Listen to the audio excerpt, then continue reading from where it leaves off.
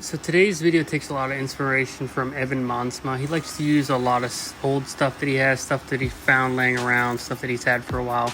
So in that same vein, this is a piece of an old shelving unit I had laying around. And then I'll turn this over to Video Eric.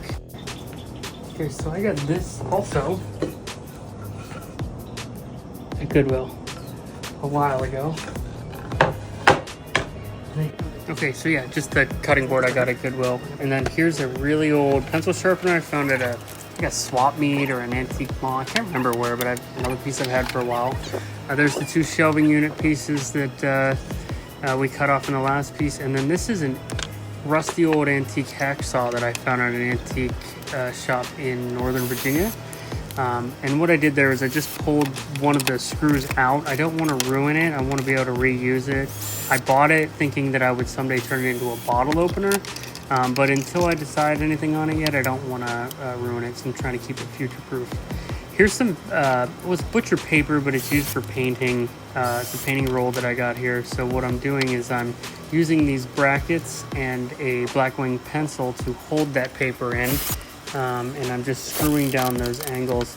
The idea here is I just want to make something that I hang on the wall, that I can write down ideas or, shopping lists, whatever. And then whenever the list is full, I rip it off using the hacksaw here to cut it and then take it with me. So it can be anything from these are the things I want to look for at a thrift store. These are things that I'm looking for at the grocery store.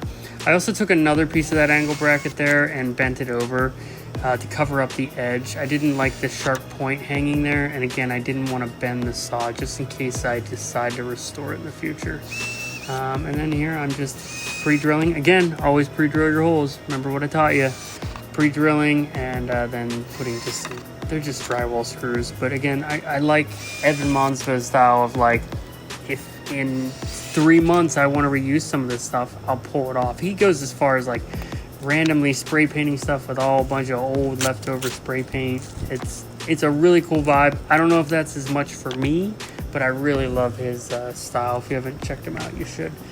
So here I'm putting a couple extra pencils in the top part of those little hooks.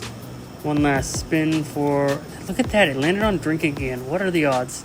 And then I hung this up here. I'll be honest, this is not its final place. It's just a really good place to film because the lighting is decent. It's not great actually, but it's decent.